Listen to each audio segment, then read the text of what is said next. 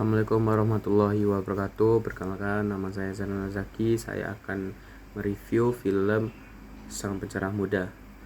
Film Sang Pencerah Muda ini mengangkat kisah hidup Kiai Haji Ahmad Dahlan, pendiri organisasi Muhammadiyah yang dikenal sebagai tokoh pembaharu Islam di Indonesia. Dikisahkan sejak masa mudanya ketika masih bernama Muhammad Darwis, ia tumbuh di lingkungan masyarakat Kauman, Yogyakarta yang kental dengan tradisi keagamaan.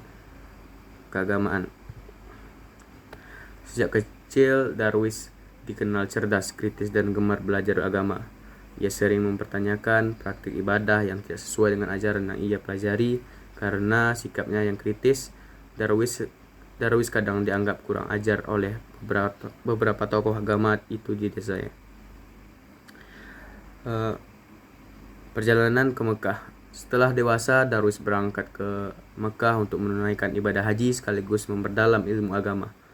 Di sana ia berguru kepada ulama-ulama besar dan mengenal pemikiran Islam yang lebih rasional dan modern. Ia juga melihat bagaimana umat Islam di Mekah beribadah dengan arah kiblat yang berbeda dari ia lihat di kampung halamannya di Jogja.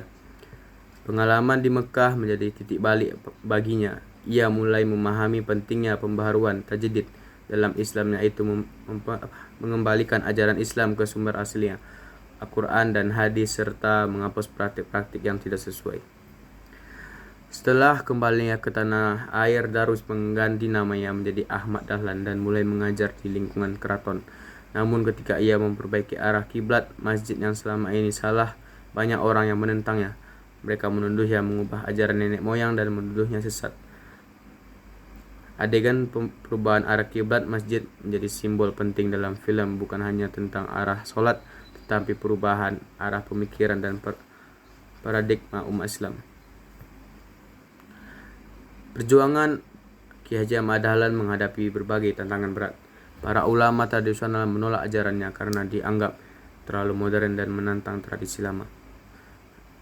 Dahlan dianggap menghina agama, melanggar adat, bahkan mengacaukan ketertiban. Ia diusir dari masjid, diolok oleh masyarakat, bahkan rumahnya dibakar. Namun Dahlan tetap tegar. Ia meyakini bahwa apa yang ia lakukan adalah memurnikan ajaran Islam dan mencerdaskan umat. Dalam berbagai dialog, ia menekankan bahwa Islam tidak menolak kemajuan dan bahwa ilmu pengetahuan adalah bagian dari ilmu iman. Melihat banyak anak-anak yang tidak bersekolah dan umat Islam terbelakang, Ahmad Dahlan mendirikan sekolah berbasis Islam modern yang menggabungkan pelajaran agama dan ilmu umum. Disinilah mulai muncul gagasan untuk mendirikan organisasi Muhammadiyah sebagai wadah pembaharuan pendidikan dan dakwah.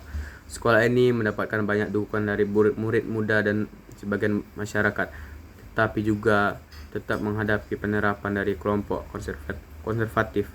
Ahmad Dahlan terus mengajar semangat, ikhlas, sabar, dan berjuang tanpa kekerasan, hingga akhirnya banyak orang yang mulai memahami niat baiknya. Makna dan pesan moral. Pesan moral dan nilai-nilai kehidupan yang masih relevan hingga kini adalah: yang pertama, yaitu pendidikan adalah jalan pencerahan. Kiai Haji Ahmad Dahlan percaya bahwa kemajuan umat Islam hanya bisa dicapai melalui pendidikan yang terbuka dan rasional, bukan dengan taklid buta. Yang kedua, itu beragama harus dengan akal dan hati. Ia mengajar bahwa agama tidak boleh dipahami secara kaku atau hanya sebagai ritual, tetapi harus diamalkan secara sosial dan ilmiah. Yang ketiga, itu keberanian melawan arus. Tokoh utama menunjukkan bahwa pembaruan seringkali berhadapan dengan tradisi lama dan penolakan keras, namun kebenaran harus tetap diperjuangkan. Yang keempat, itu toleransi dan kebersamaan. Meski film ini berlatar perdebatan agama, pesan dasarnya adalah inklusivitas, persaudaraan, dan penghargaan terhadap perbedaan. Kesimpulannya, itu Sang Pencerah Muda ini bukan hanya film biografi, tetapi juga cerminan perjalanan intelektual dan spiritual bangsa Indonesia. Film ini mengajarkan bahwa pencerahan tidak datang dari kekerasan, tetapi dari ilmu, keteladanan, dan keberanian berpikir berbeda. Terima kasih. Assalamualaikum warahmatullahi wabarakatuh.